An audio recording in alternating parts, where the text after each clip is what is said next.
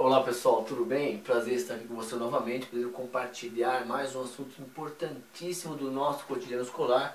Vamos resolver um exercício muito comum aí, que envolve as relações trigonométricas. Como assim, professor? Então, por exemplo, olha, o exercício vai te dar a secante de um ângulo. Ó, e está dizendo o seguinte, que esse ângulo, ele está entre o terceiro, entre 270 e 360. Então, aqui vai te dar a localização do quadrante. Então, aqui é o quarto quadrante, certo? Entre 270 e 360. Isso é importante porque para saber o sinal do seno, do cosseno e da tangente. Legal? Vamos por etapa então. Outra coisa, se ele está te dando o valor da secante, você tem que saber o seguinte, que secante é o inverso do cosseno, certo, pessoal? Então, se eu te dou a secante e eu quero saber o valor do cosseno, basta fazer o quê? Inverter. Por quê? Porque a secante de um ângulo é igual ao inverso do cosseno. Então, para saber o valor do cosseno, basta inverter a fração. Então, foi fácil aqui. Então, o cosseno desse ângulo, que eu não sei qual é, que está no quarto quadrante, é o inverso da secante. Então, é igual a 4/5. Simples assim, tá? Então, se ele te deu a secante e você sabe que o cosseno é o inverso, é só inverter a fração. Ok. Feito isso, o mais trabalhoso agora vai ser calcular o seno. Por quê? Porque para calcular o seno, quando você tem o cosseno ou vice-versa, você precisa usar a relação fundamental da trigonometria, que é seno ao quadrado de x mais cosseno ao quadrado de x igual a 1. E lembrando o seguinte, que o cosseno no quarto quadrante, né, o ângulo está aqui, o cosseno é positivo, então ficou positivo aqui, tá legal?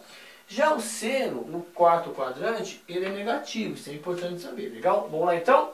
Se eu tenho o cosseno, vou colocar aqui, então olha só, o seno ao quadrado de x mais 4/5 ao quadrado dá 16/25, igual a 1. Agora, aqui é mais, vai passar menos para lá, tudo bem? Então, o seno ao quadrado de x é igual a 1 menos 16/25, certo? Agora, para resolver isso aqui, você faz isso, ó. Você deixa o 25, correto? E você multiplica, ó. 25 vezes 1, 25. 25 menos 16 vai dar 9. E aí, o aqui é 2, é ao quadrado. A operação inversa é a raiz. Então, o seno do ângulo vai ser igual a quem? A raiz quadrada de 9/25.